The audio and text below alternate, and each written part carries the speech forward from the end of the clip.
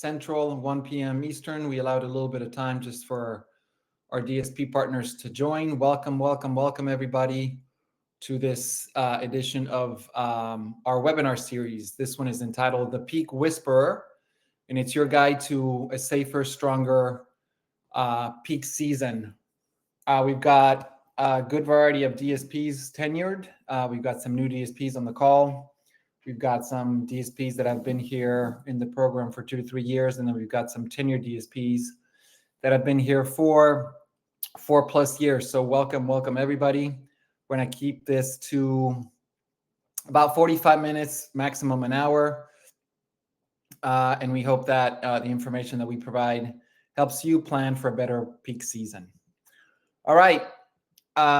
Your webinar hosts are myself, Chris Campos. I'm an ex-DSP, and I'll get a little bit about what I did and where I did it.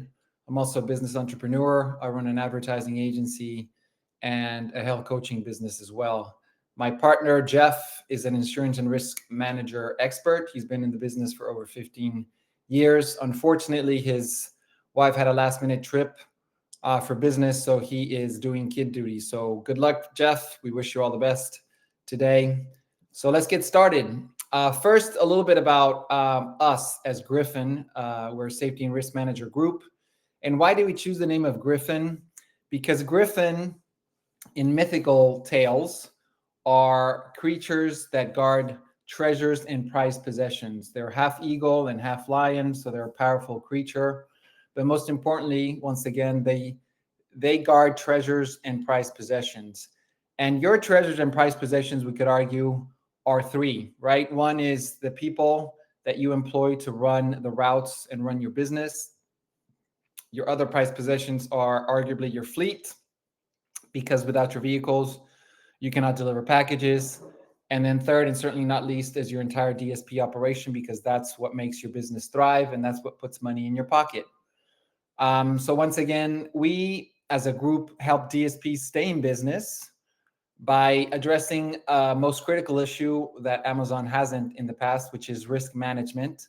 So how we do it is we're a consulting firm, but also have products and services to help you achieve long-term success. We'll get a little bit more into what we do and how we do it. But for now, let's talk a little bit about peak. You know, Vegas is over. Everybody's back at their respective states and stations, and they're starting to plan for peak. And peak, for many DSPs, is a time of stress. Let's put it mildly, right? For most of us, peak is something that we got to figure out year in and year out, because we got to hire, we got to secure vehicles, and every year it changes. So hopefully after we conclude this webinar, we go from a frazzled state of peak to a calmer state of peak. And today, we're going to cover 3 areas to help you manage peak better. One is on the hiring phase, then on the job, and then last but certainly not least, what to do in incidents, because incidents are going to happen. And it's how you manage them to help you keep in business long before peak is over. So most DSPs, if not all DSPs, peak is a period of double everything, right? It's 2 times everything. 2 times the routes, 2 times the drivers, 2 times the vehicles, 2 times the packages. And, if we strike the right balance between route commitments and our scorecards, and our reliability throughout, certain weeks of peak, we certainly get, more incentives, double the incentives. Also, with a double trouble is more miles, right? Double the miles, double the stops, double the potential for incidents, double the potential for injuries, and double our headaches as DSPs and also as operational teams. So there's potential to make more money during peak, right? But there's also the potential that peak is going to cost us more money, as it's kind of like illustrated in this slide, with more claims. If there's more incidents and we don't manage them correctly, more accidents and we don't manage them correctly, there's going to be more claims, more losses posted on our record, and ultimately our insurance premiums are going to go up. And speaking about insurance, right? High insurance premiums and cost increases increases, I'm sorry, are the number one reason for voluntary DSP exit. Let me just restate that, right? Higher insurance costs and premiums are the number one reasons why DSPs exit the program voluntarily. And this happened to me, and I'm here to tell you that if you don't manage your risk correctly, it can happen to you. Just a little bit about my operation. I ran my DSP. The name of my company was Zena Delivery and Logistics out of DY1 in New Windsor, New York, which is about 60 miles north of New York City. We launched during the fourth quarter of the magical year of COVID 2020.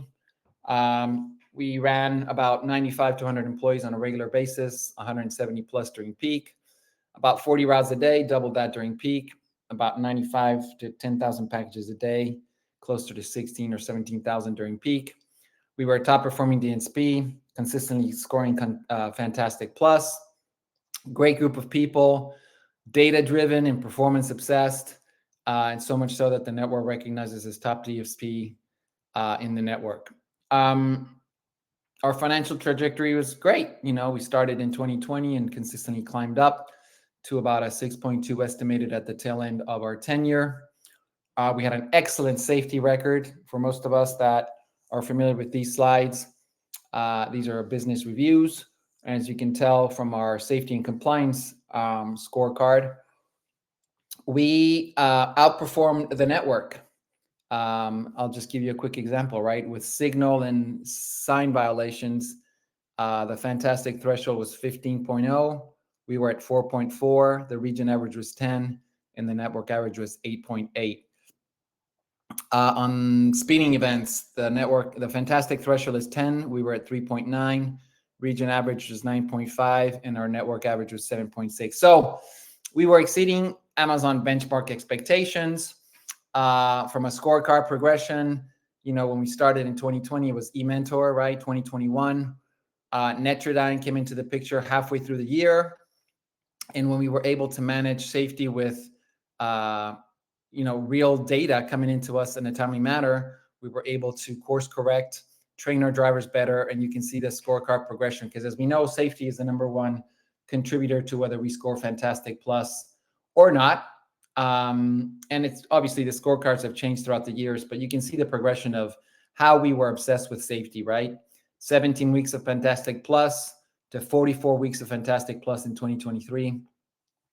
And then 8 weeks of Fantastic Plus in 2024 before we had to unfortunately close our business. So the biggest lesson learned, and one of the tips that I'd like to provide to you guys today, is being safe is simply not enough, especially during peak. Amazon trains us as DSPs to kind of focus on safety, and that's great. We've got a lot of tools at our disposal to be safer, to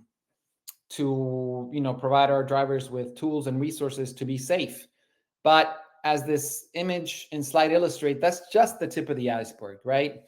As most of us know, icebergs, the tip is only the smallest part of the iceberg. Most icebergs have a huge chunk underneath the ocean that we can't see. And that's where risk management comes in. There's proactive and reactive risk management strategies that DSP should be employing in order to manage their risk and avoid costly premium increases. So let's talk a little bit about how to manage your safety and risk during peak. And once again, we're going to cover 3 key areas. One is hiring, the other one is on the job, and last and certainly not least is incidents. So on the hiring phase, let's talk about job postings, how we interview and why we interview, and then what do we do for onboarding and training. Biggest lesson learned as well is don't rush quantity over quality.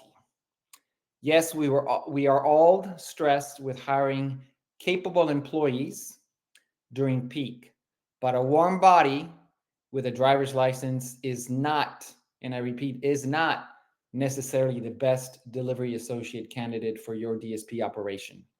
An adult with a license that can drive and is alive is not a recipe for a good DA.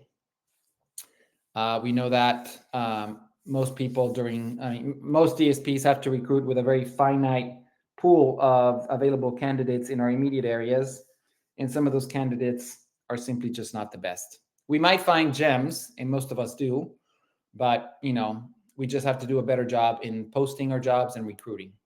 So let's start with the job postings, right? Most of us have guidelines that we have to follow. Well, as DSPs, we have guidelines that we have to follow as far as our job postings. I used to use Indeed. It was the most effective one for my region in New Windsor, New York. But just some tips. We need to clearly define the job requirements and the physical demands so that people come into the job knowing it is a physical job. Emphasize that you're a safety first culture, that you don't take any shortcuts on safety. Highlight the fact that you're going to train and support your candidates and your DAs once they join the team. If you have incentives, mention those. I had incentives for safe driving, and make sure that you also state that there's accountability measures, meaning if you don't meet certain safety thresholds, then there's probation period and including termination. Reference that there's motor vehicle record checking and a safety screening process through a background check.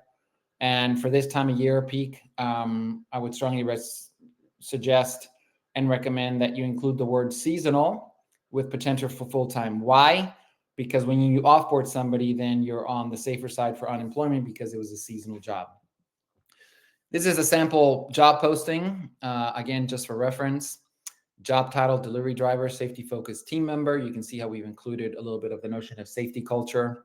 We're seeking responsible, safety-conscious drivers to join our team. If you're ready to drive a delivery van, safely deliver packages, and be a part of supportive, safe first team, this job is for you. We list the key responsibilities, delivering 200 plus packages a day. And what we're looking for is a clean driving record, somebody that is physically able to lift packages, somebody that has mental stamina to be on their feet and physical stamina to perform the job. Comfortable multitasking, right? This job has a lot of moving parts. We mentioned mental stamina and problem solving, because if you can't deliver a package, you got to think on your feet. And then all the perks and bonuses and how to apply. So again, just the sampling. I'm sure you guys have the template that Amazon provides, or Ogletree and Jenkins. But again, just mention keywords so that there's no surprises. When it comes to the interviewing, whether you're doing the interview yourself as a DSP, or you have an HR manager or an ops person, or your wife, or your husband, or just your sister, your brother, whomever's interviewing, remember that in this lifetime, whether we're interviewing or not, there's two critical resources that we have at our disposal, which is just time and energy.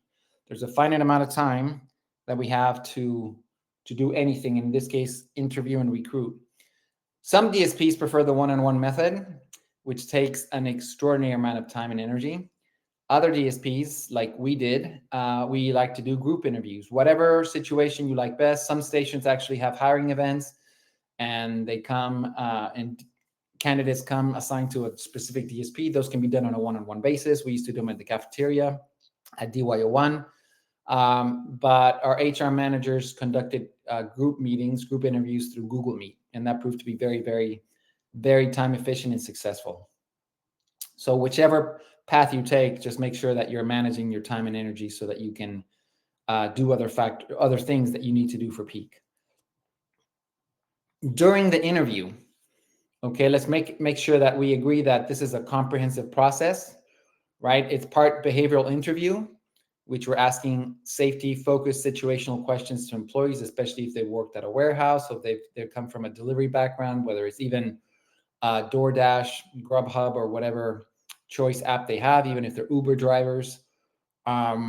Make sure that we're asking questions about physical ability, right? A good stat is 70% of workers' compensation injuries, 70% of workers' compensation injuries happen between the first 3 to 6 weeks of employment at a DSP. You do not want to hire somebody that's been at a desk job and all of a sudden goes from a desk job to delivering 180 stops a day. Something's going to happen with their body because they're not trained to do that. The best candidates are those active candidates that are either on their feet, are moving constantly, even if they're like a restaurant server or construction worker, somebody that's on their feet and is physically able to do the job. Somebody that considers safety part of their mindset, right? You need to gauge whether the candidate prioritizes safety over speed and understands the importance of defensive driving. Okay, this is not a race to deliver packages. We got to do them in an organized manner, and they need to understand that. Also, as part of the interviewing process, it's a rigorous screening process, right? We would also do employment verification. Again, the candidates that we had in New Windsor, New York, we didn't find many candidates with a long tenure job. Most of them lasted at jobs between 6 months to a year tops. So we did some background checks on their previous employment to make sure that the reasons why they left their previous employee are valid and good reasons. Yeah, sometimes things happen in the previous employer and the person is an excellent employee. We just want to have a little bit more background. As part of a rigorous screening process, we recommend strongly at GRYPHON that you do proactive MVR screenings.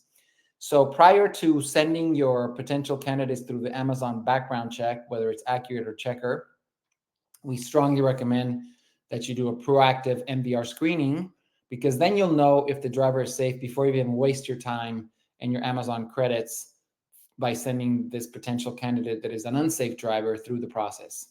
So once again, proactive MVR screening is a huge plus during peak. Saves you time, saves you money. What do we mean by proactive MVR screening?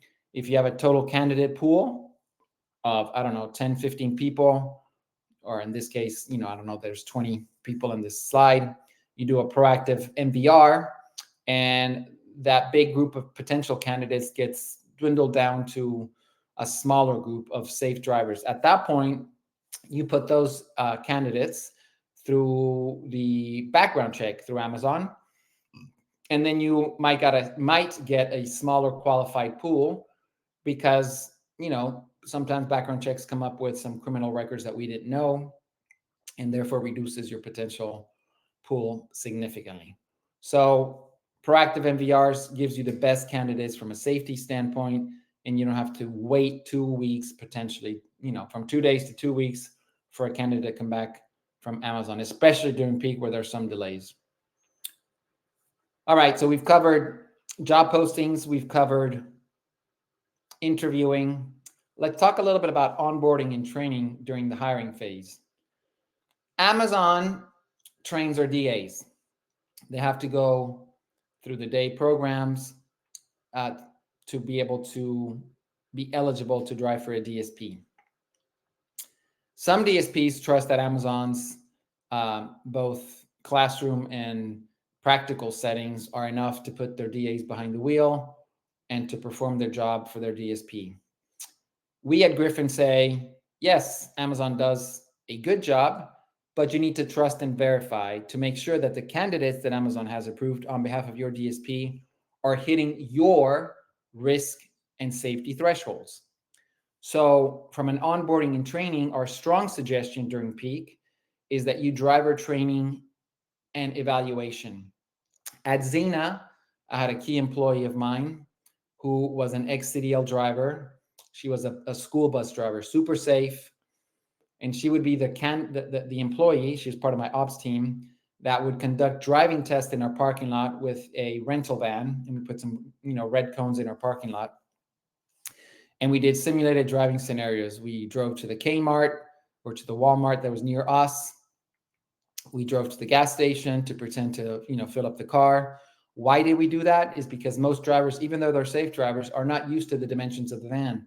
So a right turn, a left turn tends to be wider in the vans, and some drivers are not used to that. So most of the dings and incidents that happen with these, blue vans or yellow vans or EDVs, CDVs or whatever you're driving happen because the turning ratio is, they think it's in their, as small as their vehicle, but it has to be wider. Why do we take them to the gas station? Because again, a lot of incidents happen at the gas station because again, they're turning after filling up the vehicle too close to those pylons. So we suggest doing a driving test. And if the driver doesn't pass your driving threshold, then you put him through more training before you put him behind a van, whether it's a rental van or a blue van. As part of making sure that everybody's quote unquote singing off the same sheet, we would do a new hire onboarding, and we strongly suggest that you do so. We would run an academy type setting where we would bring in, let's say for peak, 10 new drivers on a Monday. If everybody passed, they were ready and eligible to be able to be rostered, then we would, we do 2 or 3 classes a week, depending on the volume of candidates that we had. So we put them in the conference room. We would ask the station manager if we could use their conference room at DYO1, and we would do a classroom setting where we would talk about what we do at our DSP, how we do it. We talked about safe driving and our expectations of safe driving.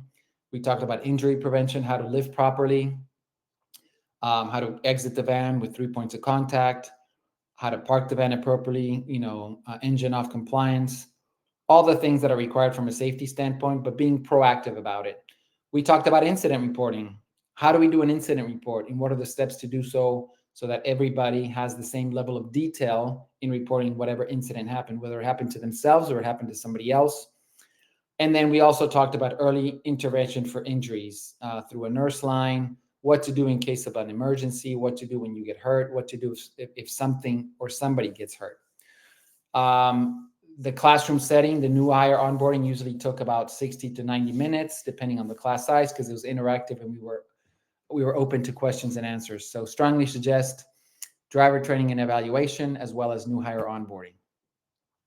We also talked about zero tolerance for safety violations. And again, this is a strong point of focus for peak, since you're bringing in people that are new to your organization and need to train them quickly.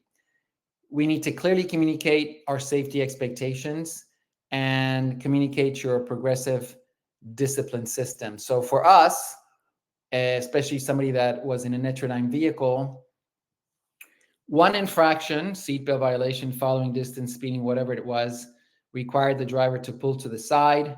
Dispatch would call the driver, send them the video. They had to watch the video of what they had occurred, and they had 1 strike. That was their first warning. After 2 warnings, they would get suspended 1 day for work, and they could finish their route. If they had 3 or more violations, and this is not just in a day, a week, then they were suspended for a week.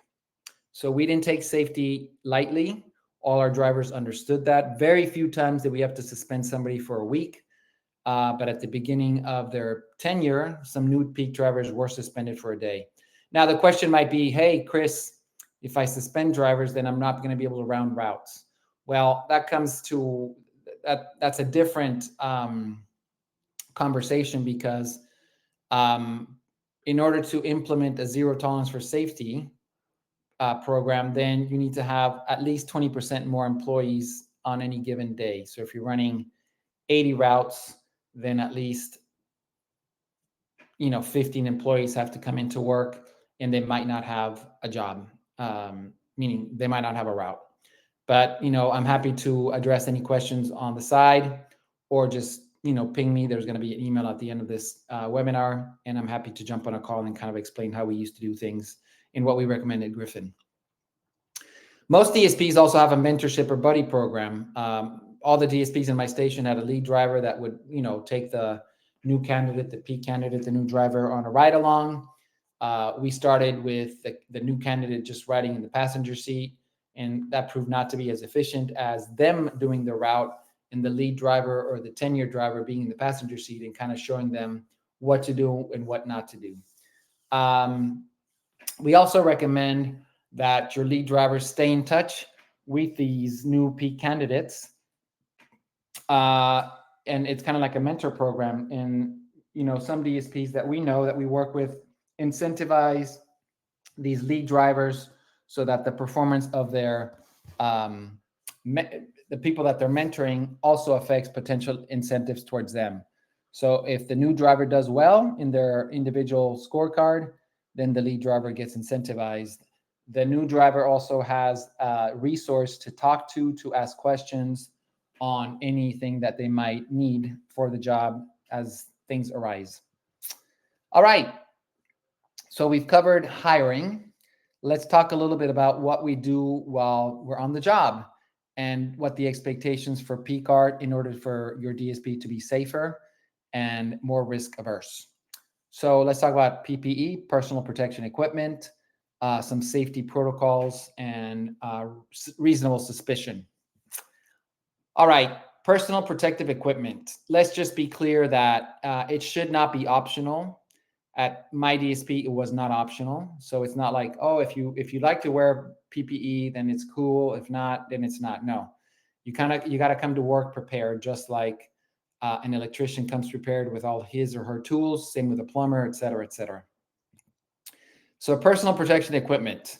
We start with uniforms. Let's make sure that during peak, especially during peak, since it's an increased volume of vans on the road, most of those vans, the merchants vans or the U-Hauls or the Enterprise or the Hertz, whatever we're using for our extra vehicles are not Amazon marked. So people coming out of a van randomly without a uniform can cause a little bit of hesitation for the homeowner or the apartment, a manager, et cetera, et cetera. So let's make sure that we're wearing uniforms and vests and we are dressed appropriately for the weather. Number two is, we've got free shoes through Zappos. And at least when we were running our DSP, when the candidates were going through their training through Amazon, they signed up for Zappos so that there was no delay. Let's make sure that, if the candidate or your DA has signed in through Zappos and has secured and selected and received their footwear, that they're actually using it. It's not just sitting at home. Gloves are an important part of the PPE because we get cut through boxes, our fingers are sensitive, our skin is sensitive. So some DSPs like gloves, some don't. We emphasize gloves for safety and also for those DSPs that are going to be delivering in the cold Northeast, the Midwest, some parts of the South, the mountain areas. Gloves are good, obviously, to keep our fingers warm. Speaking of those areas where there's snow, ice, and just plain old slippery stuff, our station used to provide cleats for our employees. During peak, we got extra cleats. Regardless, cleats get lost, cleats get used, cleats get broken. So I always purchased more cleats, and anybody and everybody was required to wear cleats, especially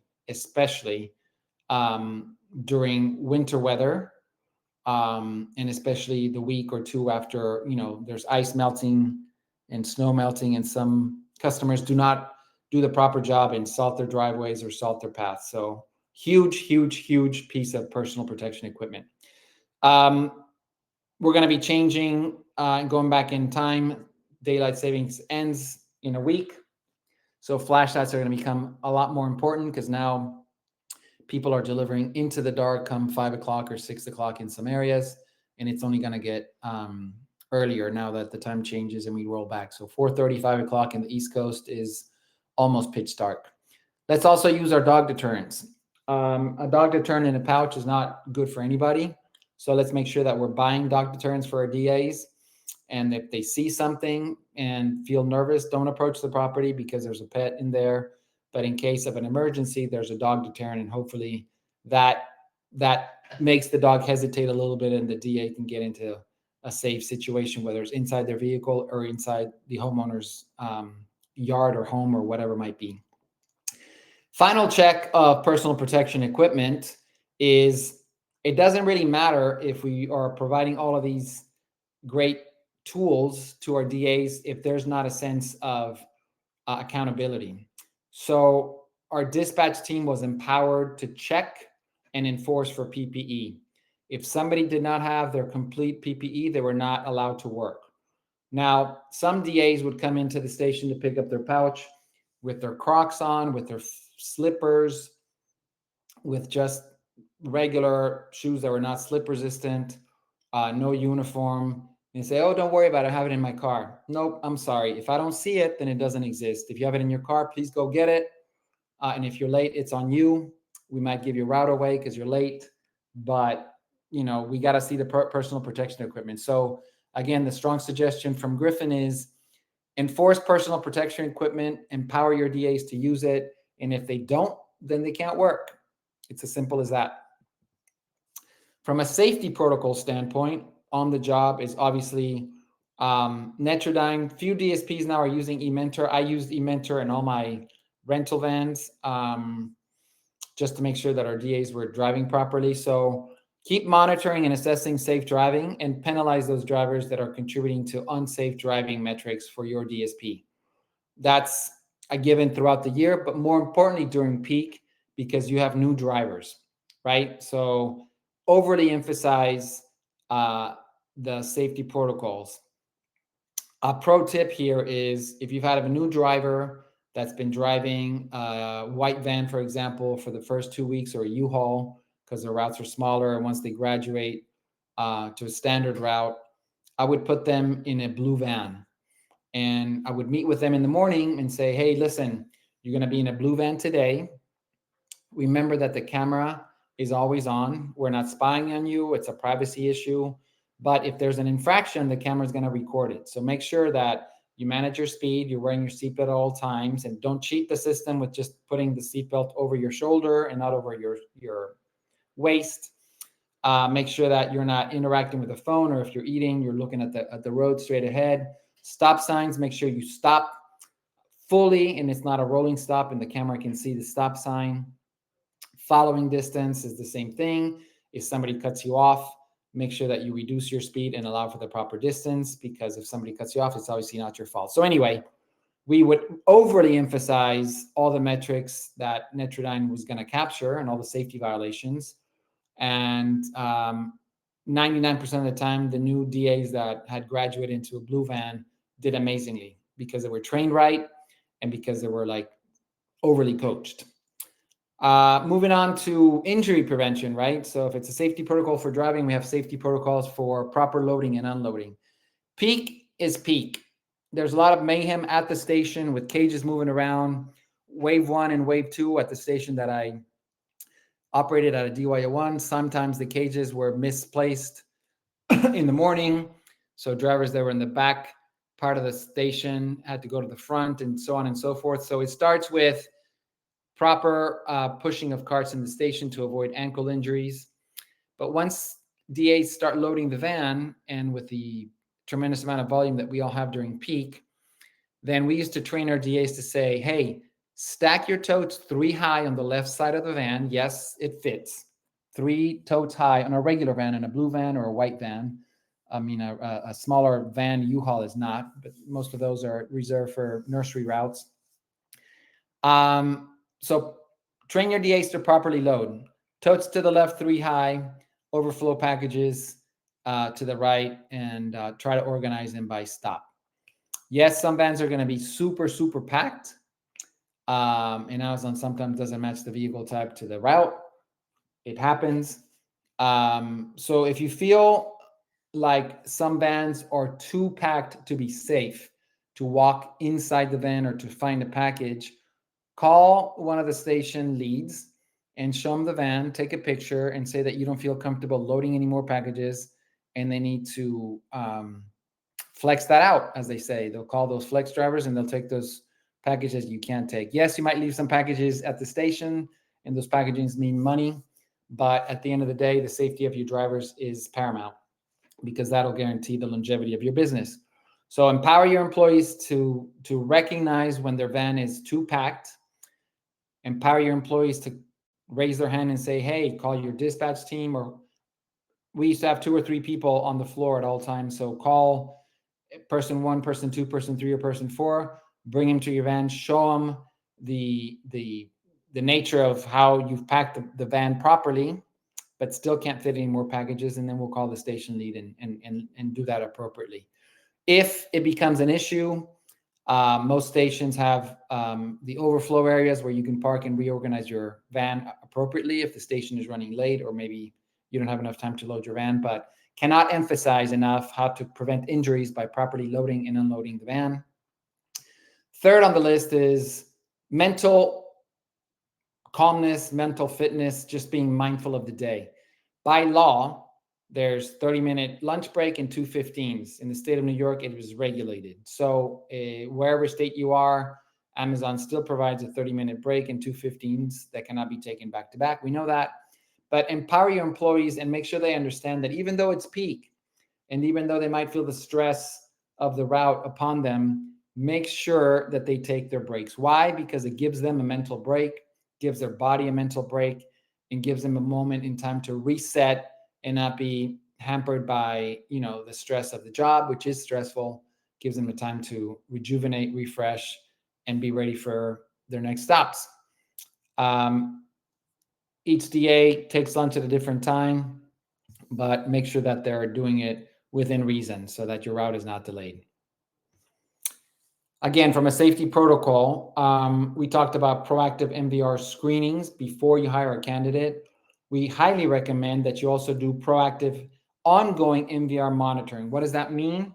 We'll talk about it a little bit more at the tail end of this webinar, but it means that you have access to a dashboard that monitors MVRs, whether your driver is with you on the job or whether they're in their personal vehicle in the weekend or after work. If they have an infraction, you would know about it. If they have a suspended license, you would know about it. If they have a DUI, you would know about it.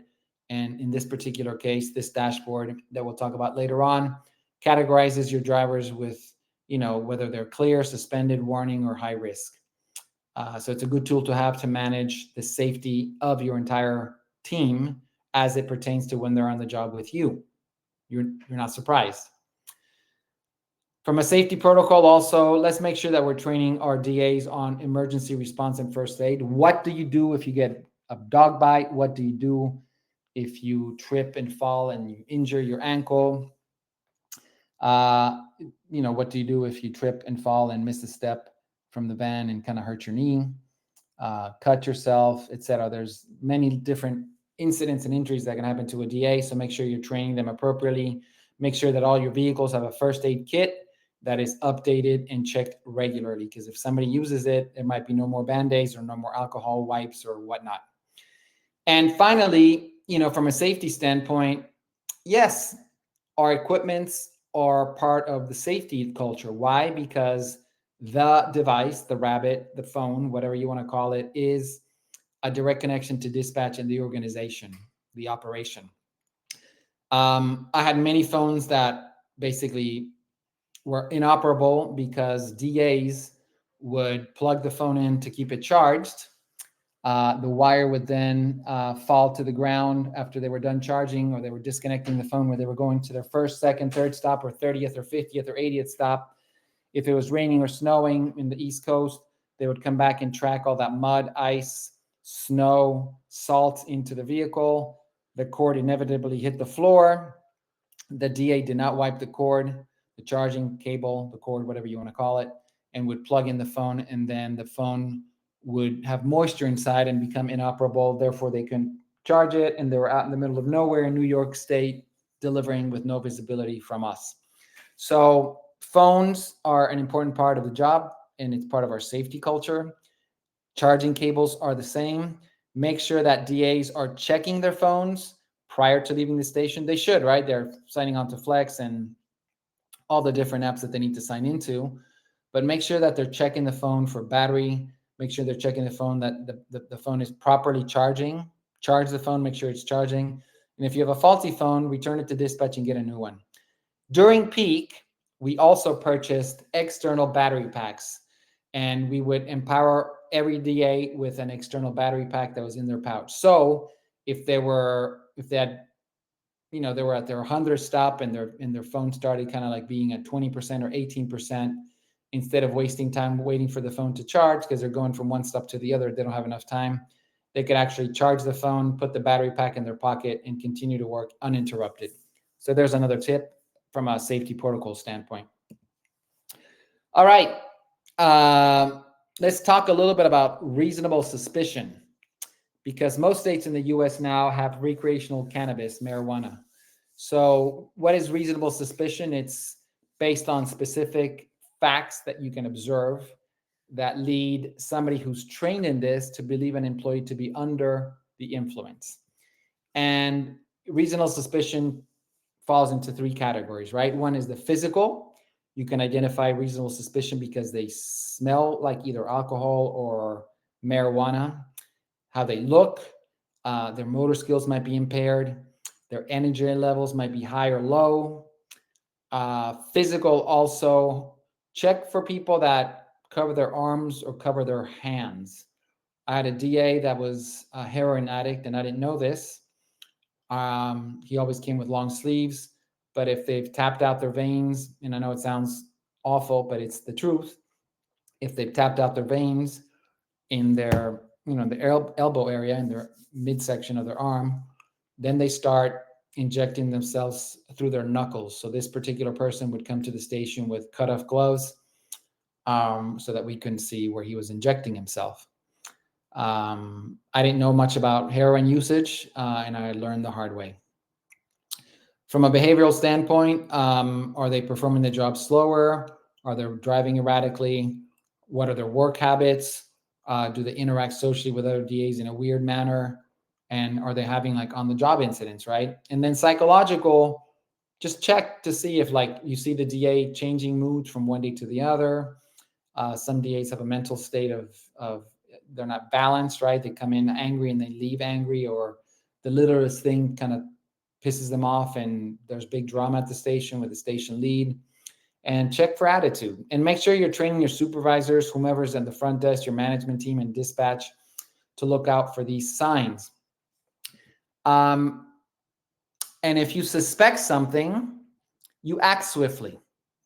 If you suspect that somebody's under the influence, do not let them do anything at the station, or certainly not get behind the wheel of a van. Implement a reporting policy. Make sure you document this and state the reasons why. Train your team to state the reasons why. I would suggest that you have a standardized form so that everybody is filling out the form properly. Outline the consequences with the employee. Send them home and tell them that they're, one strike and that's it. That's the last time. If you suspect heavy drug usage, have them book an appointment that same day and take a drug test and do a 5-panel test, see what comes back. And make sure that you document everything. Everything needs to be documented so that there's no if, ands, or buts. If pictures are required, take pictures. If videos are required, take videos, because in this world where everybody litigates and there's suing attorneys left and right, we just need to be covered. So if you're going to send somebody home for reasonable suspicion, make sure that you are acting swiftly. Now, reasonable suspicion can also be from employee to employee. I had a situation one time where a DA went to, quote unquote, rescue somebody, and when they opened the back doors of the van, basically marijuana smoke, and the guy smelled and reeked of marijuana. That same guy showed up to work maybe 2 weeks later, and I smelled it on him, and I was like, hey, we sent you home one time and now you smell again. He's like, no. I woke up this morning like at 2 or 3 a.m. and I smoked some so that I could go back to bed. So I'm good now. And I was like, if you smoked, it's just like having a drink before work. I sent him home. The van that you see on this slide is the gentleman that had a heroin addiction. This was the first sign that something might have been wrong, but we didn't know what we didn't know, and we were ignorant. He claims that he came too close to the ditch and fell in the ditch. The tow on this one was over $1,000. 2 weeks later, the same thing happened, but unfortunately, the Netrodyne cameras, we should have checked the Netrodyne camera for this to see what happened, but we didn't.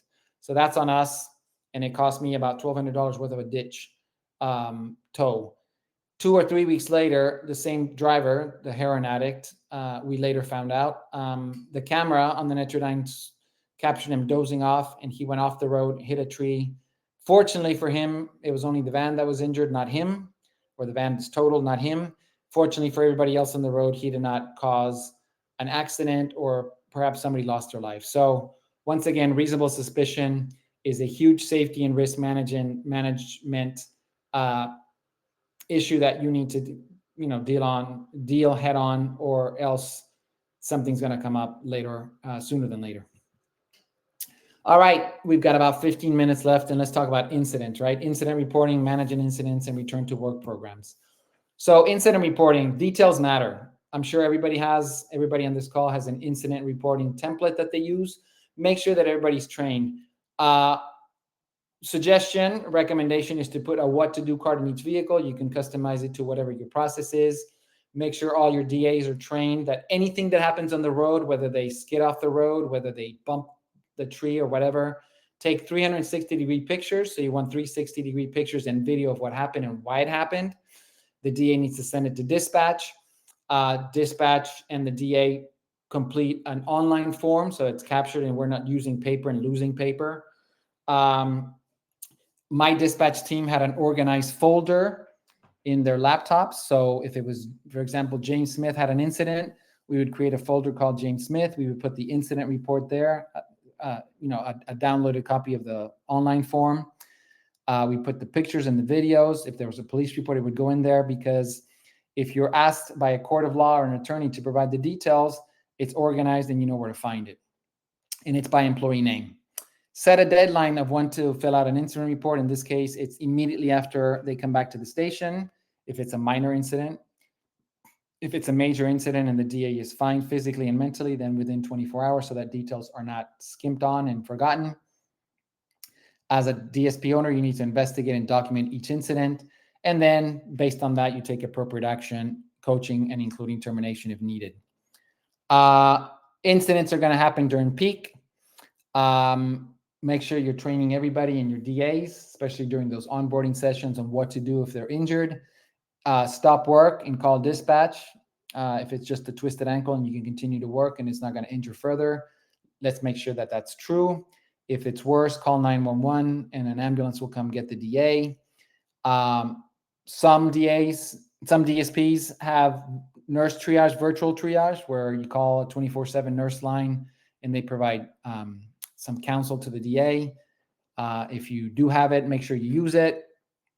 If you don't, we have a solution for you later on in these slides. If the DA needs urgent care, send him to urgent care. If they need an ER, I mean, that's without saying, right? Take him to the ER, or an ambulance is going to take him to the ER. Document the incident as we talked about. Keep the record of the incident. If and so it's a workers' compensation claim, make sure you submit the claim if necessary. Track the claim, and by that I mean don't just submit it and forget about it. If you have an HR manager like I did, task the HR manager to follow up on a weekly basis and have a status report, and follow up with the employee as well. Don't forget about that employee, because that employee, if you forget about him or her, then they get used to sitting on the couch and getting a percentage of their salary. And what you want to avoid in workers' comp claims is the lost time. That's the costliest of worker comps. What affects your mod rating is the amount of money that goes into lost time. Injuries, for the most part, are the lesser. And I'm talking about just minor injuries, not like a major operation or a broken leg or, a dog bite that requires months of treatment. But for the most part, a twisted ankle or something minor that requires maybe 3 to 4 to 5 weeks, just make sure you track it and don't let anybody sit at home for too long. And that's when we come to a return to work program. Most DSPs that we interact with on a consulting basis do not have a return to work program. We strongly recommend that you do have one before peak. Have it written down and communicated to DAs. If it's not part of your employee handbook, it should be. If not, then do a standalone document that DAs can either reference at the dispatch desk or send it electronically for their signature. Offer modified work or light duty, even if you bring him to the station to sort your uniforms, to clean the phones, to sit there and watch dispatch, because you're going to have double the number of routes. So maybe they can provide assistance by answering phones and troubleshooting with DAs if they can't find an address. Create a transition plan for them to get back to work. As I mentioned, stay in touch with this employee, reevaluate the situation and adjust accordingly. And, if they can't come back to work, then make sure that you know why. And then use this incident, whatever the incident might be, to prevent future incidents. What did you learn of this incident as a DSP and as an operation to prevent future ones? Again, time is money, so make sure that if you're bringing an employee in for light duty work, that's going to cost you less than having them sitting at home watching Netflix or playing Xbox while they're collecting lost time. And then if you have to manage big claims, you can do it yourself. When I say big claims, it's those that actually went through workers' comp and there's a significant reserve. If you are self-managing it yourself, then again, constant follow-up. Make sure you have a record of doctor visits, dates and times, and the outcomes. Collaborate with your workers' comp carrier and your broker for costs and who's managing the reserves. And allow no gaps in communication and information gathering. Again, do not forget about that employee. Lesson learned for me, if somebody twisted their ankle, oh, where's James? He's going to be back in 6 weeks. Within 6 weeks, we were in the middle of week 47, 48, 49, 50, whatever it might be. And you tend to forget because you've got other demands that your time and energy are focused on. So make sure you have a running list of everybody that's at home or injured. If you do not want to manage it yourself, then you can hire a comprehensive claim management firm, and they'd have a dedicated representative that is going to follow up with everything that you would do personally, and even include resolution strategies, litigation attendance if it becomes that, reserve analysis, mod analysis, all of the stuff that will make sure that your mod rating does not go up. And that's a service that we can also provide to you guys if it's something that you require. So final thoughts for preparing for peak with about 8 minutes left. Don't just think of peak as double everything and you're going to survive it and you can't wait till January 10th rolls around so you can offload your vans and, you know, reduce your workforce and go back to quote unquote normal.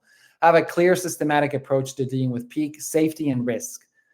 Invest time and energy today, meaning make sure you have proactive strategies to address peak and not just think about them when they happen. Because if you invest the time and energy today, your profits and savings will be there tomorrow and your longevity will be there tomorrow. All right. With about 8 minutes left, we started the conversation saying we want to make sure that this peak season goes from being frazzled to calmer, and we're here to help. And as I mentioned, we are a resource for DSPs to stay in business by addressing risk management. And the tools and services that we provide are pretty straightforward. Our program is called the Smart Risk Solutions Program. It's fully customizable. Most DSPs that work with us start with the Smart Start package, which is our consulting time. We go in and assess your DSP from a safety and risk culture. We've got a document that we go through and we work with you or your ops team, whomever you deem appropriate. It also has access to our GRYPHON Academy, which are training videos. And the GRYPHON Academy is a standalone hub of 50 plus videos of courses and tune-ups where it goes from everything from driver safety to injury prevention. So you can use these videos when you onboard people, as I mentioned in the academy. If you have 10 or 15 new drivers, you can put them behind a laptop or iPad and have them watch key videos. Or if you have drivers that need remedial training, this is a great resource for you to provide some remedial training. So again, this is part of the Smart Start package. And then there's add-ons, 3 different add-ons. The first one is virtual triage. If your workers' comp company does not offer nurse triage, we do. Dedicated phone line for your DSP. They call a 1-800 number, and your DAs have access to initial call with a nurse practitioner or a doctor. And then the doctor will follow up with them 3 times to make sure that they're treating their injury properly. It's full care for your team. So if your team feels supported that anything that happens to them on the road or after the road or after hours, they can certainly have a licensed professional talk to them about how to take care of themselves and their injury. If in fact the doctor or the nurse practitioner realizes that this injury requires more urgent care, then they're going to direct them to the closest urgent care, and you can set up what urgent care you'd like them to go to, so there's no surprises. So consider virtual triage if you don't have it. The next is real-time MVR monitoring. As we said, we offer that through a partner. You would have a dashboard where you could see every single driver and what their status is. You can see it's clear, suspended, warning, and custom. You can do this by driver on a daily basis. If your driver, James, went out after work and he ran a red light and the cop stopped him, it's going to show up the next day on your dashboard. If Jamie forgot to pay a ticket and her license was suspended, you're going to know before she knows probably. So this is a great proactive resource to make sure that every single driver that you're rostering is a safe driver that day, not 6 months ago when you hired them. So consider that if you don't have it. The last one is workers' compensation claim support.